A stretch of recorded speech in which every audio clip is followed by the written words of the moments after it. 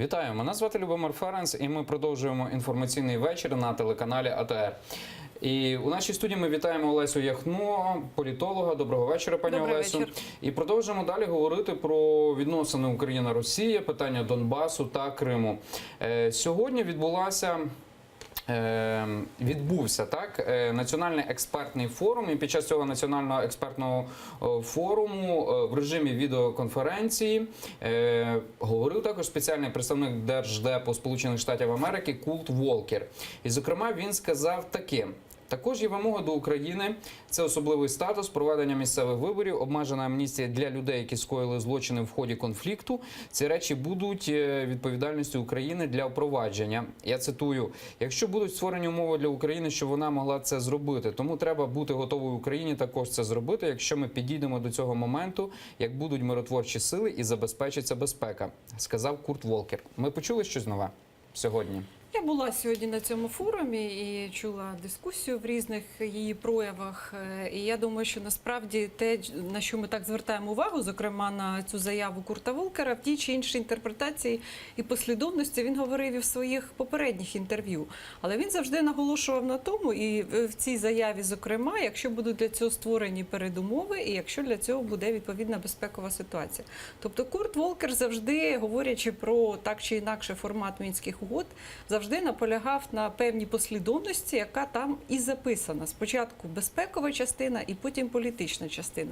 І знаєте, коли ми дуже часто говоримо про ризики політичної частини, а в нас дійсно треба сказати, що не всі сприймають однозначно, і це закономірно. Вибори, так, ви маєте на увазі? Там різні пункти, які стосуються політичної частини.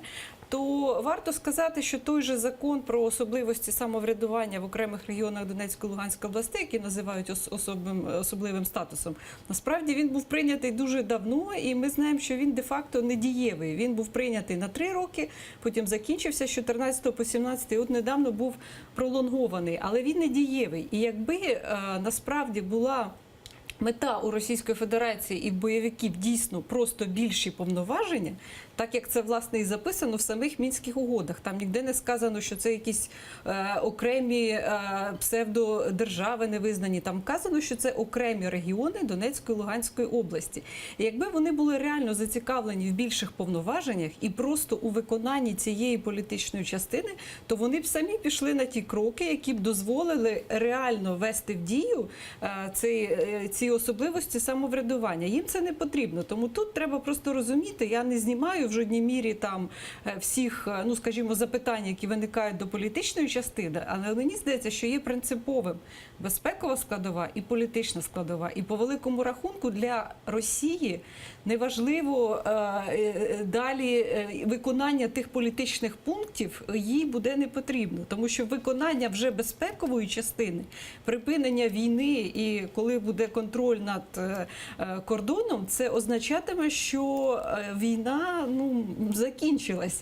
Далі, як це вестиметься всередині, діалог всередині України, ніхто не каже, що це буде просто, але це вже наступне питання. Але в ситуації, коли конфлікт фактично є штучним, я маю на увазі, щоб ні політичних, ні економічних, ні культурних причин для того, щоб почалась війна на Донбасі, їх не було. Це виключно інспірований Російською Федерацією конфлікт, який живе за рахунок того, що Росія його підживлює, що там знаходиться маса людей, бойовиків з невідомо яким минулим. Ми знаємо про групу Вагнера. А на рівні громадськості, простих громадян, це підтримується лише завдяки пропаганді тотальній, а також жертвам, які є. В першу чергу людським жертвам. І це є болюче питання, якщо ми кажемо на майбутнє. А інших якихось там етнічних, політичних конфліктів їх немає. І, в принципі, якщо Росія звідти піде, то це означатиме, що війни немає. Так, буде складна ситуація, непроста. І я думаю, що саме це мав на увазі Курт Волкер, тому що проблема, мені здається, не зовсім нас ризики адекватно розуміють. Акцентують на ризиках цієї політичної частини, а Курт Волкер акцентує на виконанні безпекової частини. І там не дарма було сказано, якщо будуть створені передумови, але для того, щоб створились ці передумови, повинно пройти дуже багато часу, тому що демілітаризація і виконання безпекових пунктів, вони не лише полягають в тому, що Росія забере або важкі види озброєнь, або кудись дінуться бойовики, а в тому числі і в широкому сенсі. Я маю на увазі розмінування територій і так далі. Це займе немало часу. Тому тут я думаю, що ми занадто, ну скажімо, перебільшуємо політичні ризики, хоча про них треба говорити. Я зараз завершую. Мені здається, що реально ці ризики були актуальними в 14-му, 15-му і в першій половині 16-го років, коли і Європа, і частково більш лояльно до цього ставили Сполучені Штати, наполягали на тому, щоб Україна в паралельному режимі реалізовувала, зокрема, політичну частину, думаючи, що дійсно це, можливо, потрібно Росії, або що це може зупинити військову агресію. Але після того, як Україна прийняла зміни в першому читанні до Конституції, після того, як був прийнятий цей закон про особливості самоврядування, це жодним чином не вплинуло на припинення агресивних дій з боку Російської Федерації, але це спровокувало, ну скажімо так, якщо не політичну кризу, то принаймні це могло призвести до якоїсь масштабної політичної кризи. І я думаю, що тут всі від цієї ідеї паралельності відмовилися, і в цьому сенсі тих ризиків, про які говорилися, вони є саме, якщо буде змінена послідовність виконання. Їх на сьогодні, я вважаю, що, ну, запитання треба ставити, але мені здається, перебільшено трошки такі можливі ризики. Сьогодні глава Міністерства внутрішніх справ Арсен Аваков, він заявив, що мінські домовленості не працюють, тому потрібно прийняти нові угоди для вирішення ситуації на Донбасі. Ну, ви знаєте, я не зовсім розумію, коли... Мені також не зрозуміло, що... Ні, я не кажу конкретно заява Авакова, тому що, в принципі, це нормально, коли можуть дискутуватися. В нас же ж немає табу якось, знаєте, що там ніхто не може вийти і запропонувати якусь альтернативну позицію. Навіть і всередині коаліції, вже не кажучи опозицію. Але якщо це дійсно ініціатива якась реалістична, і вона не звучить на рівні просто фраз, а якщо вона передбачає якийсь конкретний план. І дуже часто, знаєте, от нас кажуть, давайте там повернемося до Будапештського меморандуму. Це дуже багато політичних сил про це говорять, і вони говорять про це давно. І мені здається, що, знову ж таки, оця зацикленість на форматі, на зміні назви, це трошки штучний, спрощений підхід, тому що проблема ж не в тому, наскільки там, знаєте, відповідають, чи це юридичний документ. У нас є прекрасний юридичний документ, двосторонній договір між Росією і Україною, який визнаний абсолютно з точки зору міжнародного права повноцінним договором, і там вказана повага Росії до кордонів і зобов'язання, але ж це не означає, що Росія їх виконує. Тому можна говорити скільки завгодно про формати, можна виходити з самими прекрасними ініціативами. Це не значить, що їх Росія буде виконувати. Тому я вважаю, що коли дискутуються або вносяться ті чи інші ідеї, от зокрема, наприклад, і ідея Авакова, яку він висловив, то треба прив'язуватись не стільки до форматів, і я про це писала, скільки до певних базових позицій і шукати тут спільної, ну, скажімо, якогось бачення серед політиків. Ну, наприклад, ми ж знаємо, що під тими чи іншими законодавчими ініціативами, які там дуже красиво звучать, я зараз маю на увазі ініціативи партії «Самопоміч», реально вони можуть призвести до того, що ми ці території могли відрізати, як це було, припинити будь-які контакти, як це було в Абхазії, Осетії. І такий варіант може бути. Це не означає, що він не має права на життя. Але треба тоді чесно говорити, що ми ці території можемо ще більше від себе, ну скажімо так, перспективу їх повернення зробити ще важчою. Ну, от Сполучені Штати Америки в цьому не погоджуються, тому що сьогодні Курт Волкер, це стало зрозуміло з її слів, наприклад, з пропозицією партії «Самопоміч», він сказав, що дуже важливо пам'ятати, що люди на Донбасі є українськими громадянами, вони перебувають за лінією конфлікту. І дуже часто вони не мають доступу до гуманітарних товарів, комунальних послуг та нормального життя. Треба, щоб Україна зробила все можливе, щоб звернутися до цих людей, аби вони дізналися, що про них турбуються, робляться зусилля для надання їм допомоги. Тобто тут стає зрозуміло, що цю торгівельну блокаду Курт Волкер не підтримує. Ну, це з його було з слів. самого початку зрозуміло, що вона не підтримується, тому що вона, по-перше, принесла шкоду ВВП реально України. По-друге, вона, знаєте, треба відрізняти контрабанду і А скажіть, будь ласка, а яку шкоду торгівлю. ВВП вона принесла? Бо Ну, цифри називаються зовсім інші.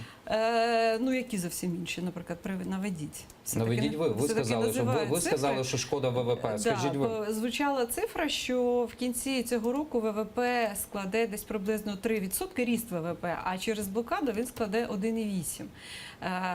І я думаю, що можна зараз знайти різні цифри, тому що не я є, скажімо, там працівником того чи іншого міністерства, але такі цифри звучали. Також звучала інформація про те, що це вугілля, яке Вони було звучали фактично в березні.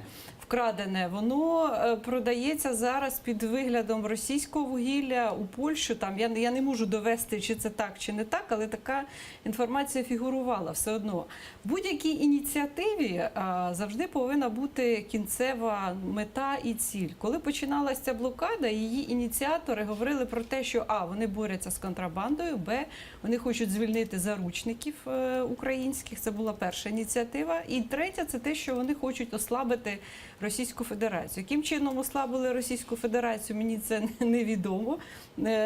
Заручники жодні не звільнені, контрабанда, я не знаю, чи це припинило контрабанду, тому що в даному разі блокада припинила легальну торгівлю. І, до речі, от чому я завжди так кажу, що політики повинні бути послідовними. Тому що в тому ж проєкті, як я вже сказала, я не проти, якщо хтось висловлює якусь ініціативу, але треба нести за неї відповідальність. І коли якась частина політиків від «Самопомочі» ініціювали цю блокаду, а потім в законопроєкті «Самопомочі» по Донбасу з'являється пункт, що торгівля товарами саме енергетичної сфери відбувається згідно постанови Кабінету міністрів, як це було, то це тоді певні запитання все-таки виникають. Тоді навіщо була ця ініціатива, якщо вона потім фігурує в самому законопроекті партії, депутати від якої були першими ініціаторами політичними цього кроку. Тому тут я чому завжди кажу, що треба визначитись просто по базовим позиціям. Наприклад,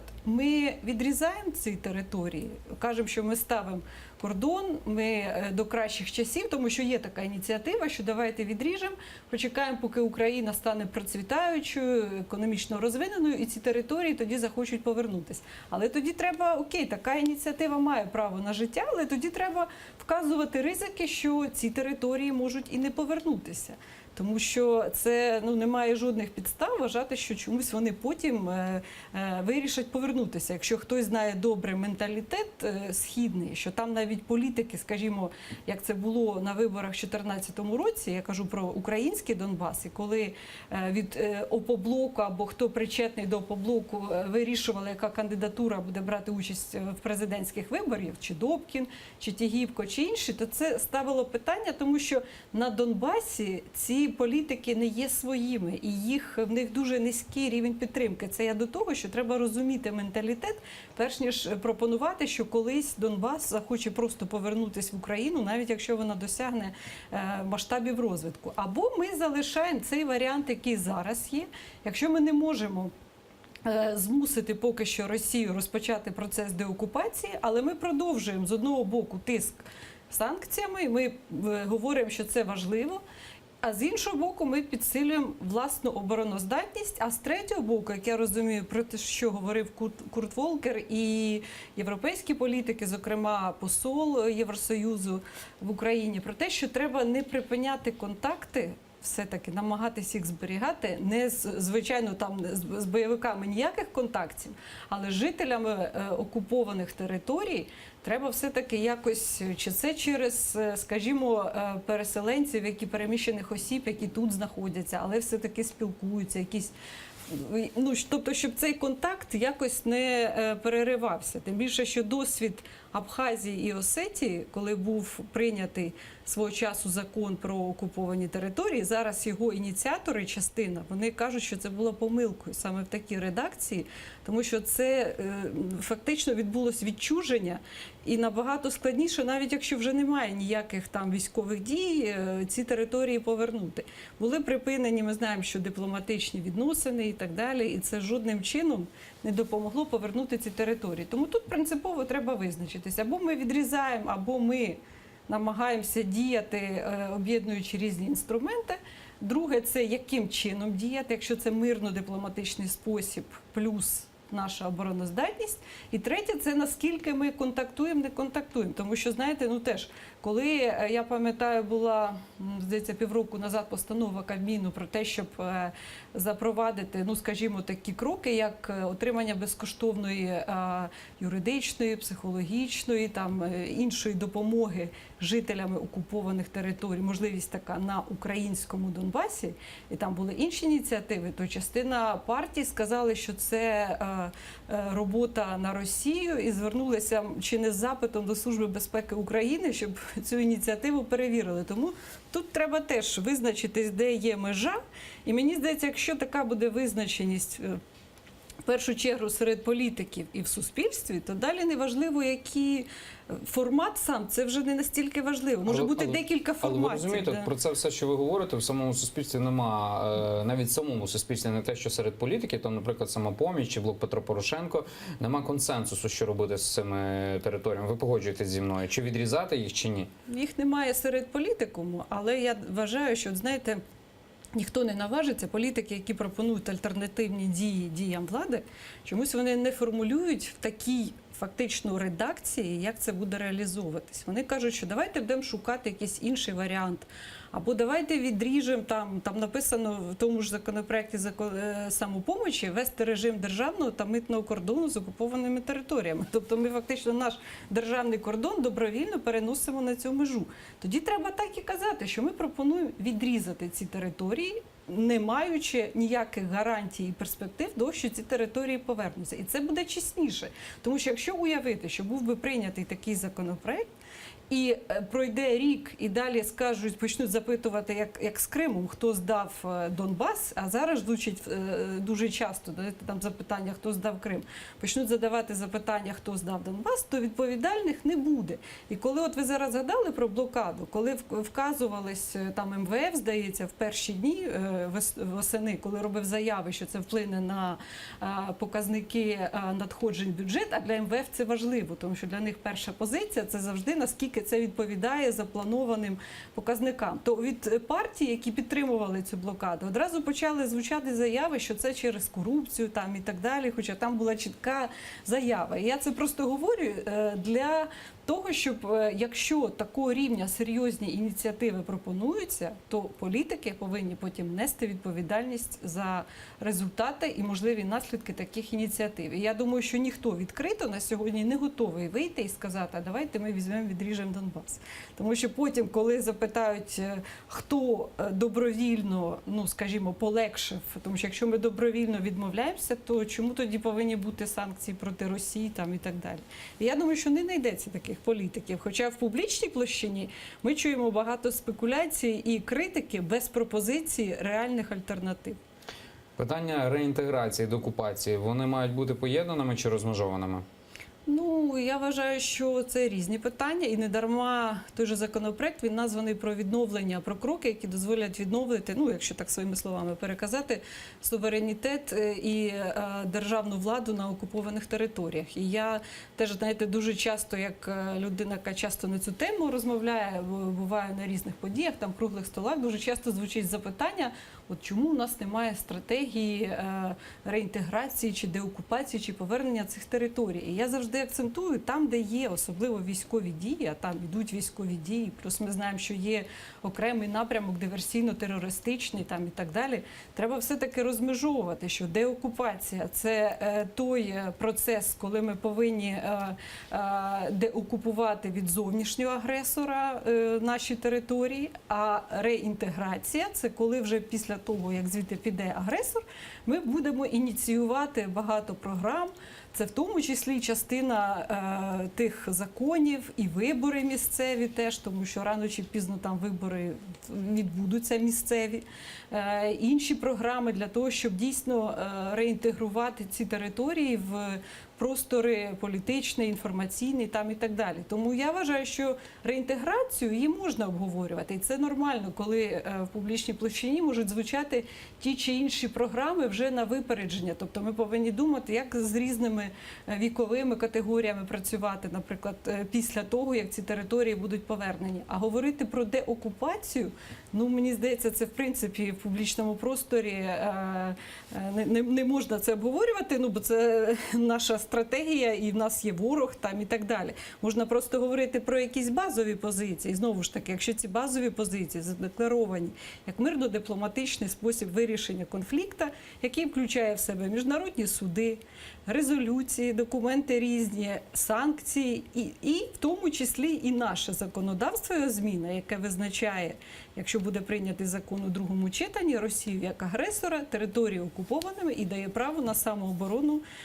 нашим Збройним силам. Тобто ми за мирно-дипломатичний спосіб, але при цьому вважаємо, що якщо посилюватимуться військові дії, то ми маємо право відповідати згідно однієї статей статуту ООН. Тому мені здається, що зрозуміло, ну, яка може бути інша стратегія деокупації. Чи в нас хочуть публічно політики, експерти і журналісти почути конкретно по пунктам, що тут ми робимо там-то, а в сірій зоні ми захищаємо. Ну, це просто зрозуміло, що це не може, це є таємницею, це не може обговорюватися в принципі публічно.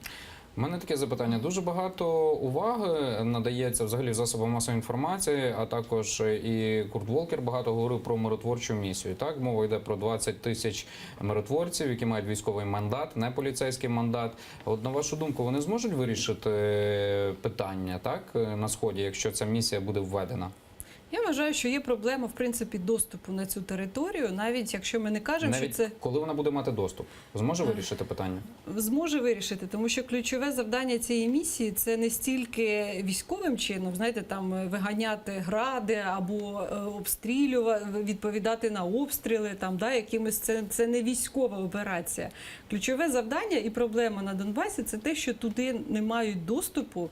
Навіть та ж сама місія ОБСЄ, вона не має доступу на всю територію. Вона працює з 10 до 19, не допущена на кордон там і так далі.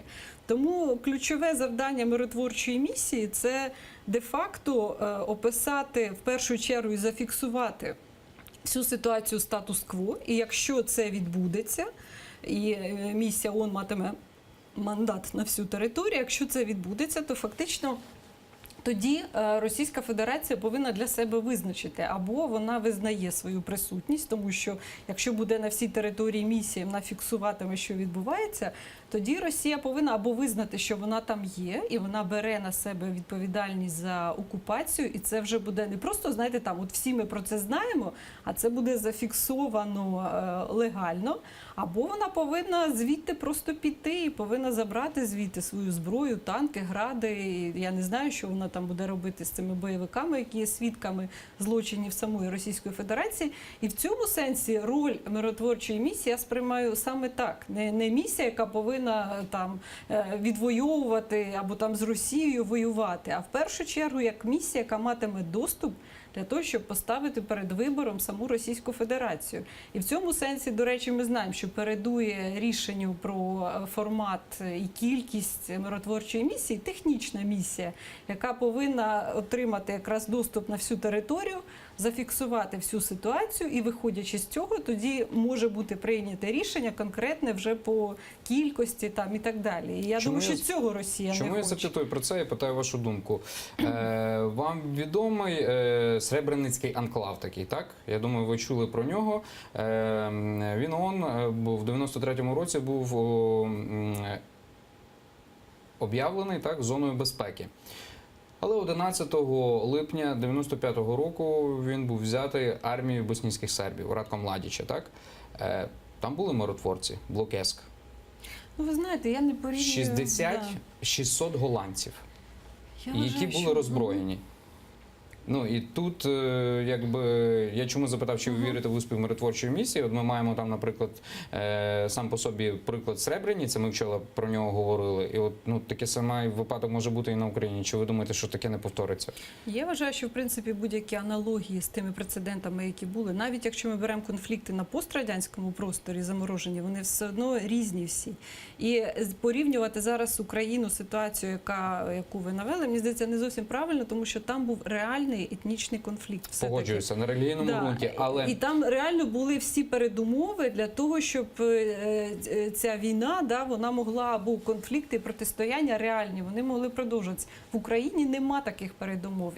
І якщо туди зайде миротворча місія, то їй нема там з ким воювати, по великому рахунку. Є Росія, її присутність, яку вона приховує, і є бойовики, свідки, виконавці злочинів, і все. А ніяких конфліктів саме громадянських на підґрунті етнічному, політичному, культурному їх немає. І я думаю, саме тому Росія так і не хоче цю миротворчу місію. Тому що як тільки вона туди зайде на всю територію, то це дуже швидко призведе до початку завершення конфлікту. Тому що там нема з ким воювати і нема кому воювати. Чому стільки полеміки є навколо того, хто буде входити в склад місії, які країни?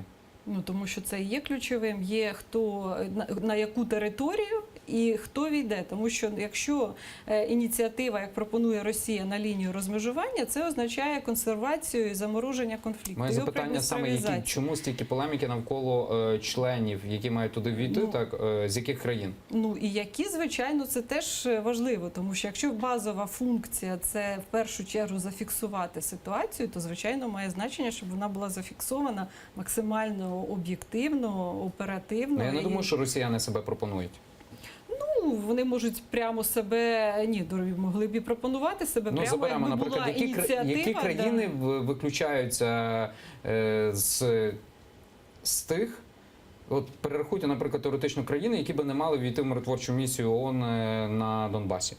Я вважаю, якраз прийняття такого закону, якщо Росія буде вказана агресором, воно унеможливлює якраз, по-перше, присутність самої Російської Федерації і присутність, там дискутується зараз питання Білорусі, але все-таки, якщо врахувати, що Білорусь є союзною державою, не просто на рівні там митного союзу і ОДКБ, а союзною державою, то присутність теж під питанням, ну скажімо так, мені здається, більше проти, ніж за. Я просто не настільки вивчала зараз всю цю ситуацію, я не маю на увазі публічну складову, а загалом це що пов'язано з Білоруссю, але мені здається, теж не зовсім буде правильно, якщо будуть представники союзної держави Білорусі саме у складі місії ООН.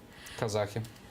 Ну, я не скажімо так, відсотковому, я не можу сказати, що на 100% це неправильно, якщо там будуть казахи. І це не пов'язано з тим, що Казахстан, ми знаємо, що він є членом Митного союзу, але тут Білорусь чому недопустимо? Тому що Білорусь межує з Російською Федерацією, вона межує з Україною, і Білорусь залежна в значній мірі, якщо ми кажемо про вплив, ну, як це вважається, там на силові структури, і в цьому сенсі вона не є, верніше, є не зовсім самостійною і від Російської Федерації, і ризики і загрози є і для самої Білорусі, що і вона може стати об'єктом агресії в тому чи іншому вигляді. Казахстан тут трошки все-таки інша ситуація. Я не думаю, що якраз Казахстан убезпечує від Росії, хоча в 2014 році реально, мені здається, Білорусь і Казахстан були в значній мірі однаково відчували цю загрозу для себе, але Казахстан має значний вплив економічний Китаю. І це в певній мірі, і сусідство, воно, мені здається, убезпечує і збалансовує якраз можливі ризики, які були для Казахстана від самої Росії. Тому тут на 100% сказати, що наскільки, скажімо, там можлива участь Казахстану в миротворчій місії є за чи проти, ну, там таку дати однозначну категоричну відповідь, мені здається, це не так є принципово. Ну чому? Ну ж можна. А чому не можна? А, наприклад, от Росія теоретично може використати Казахстан і інфільтрувати своїх людей. Погоджуєтеся? І так, будуть теоретично казахи, але вони будуть грати на руку росіянам. Ну це ж можна передбачити, правда? Частково так, але чому я навела, наприклад, що Казахстан, на відміну від Білорусі, він не настільки залежний від Російської Федерації і не Відмова не від настільки... кирилиці ще про ніщо не говорить, Ні, ну розумієте? я кажу про все-таки силовий блок, про економічну залежність. Все-таки Білорусь, вона набагато більш залежна від Російської Федерації. В цьому сенсі тут, мені здається, можна чітко сказати, да, от якщо повертаючись до вашого запитання, те, що там Росія і Білорусь, да, ну, я думаю, це недопустимо.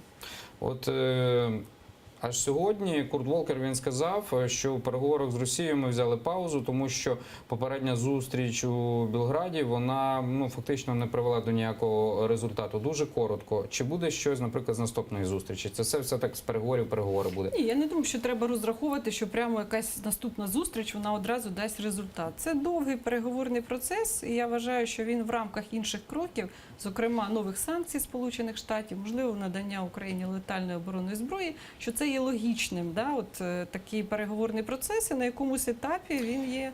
Я думаю, Дякуємо що Олесі дасть Яхно, результат. політологу. Мене звати Любомир Ференц, і ми повернемося у цю студію вже за півгодини після новин.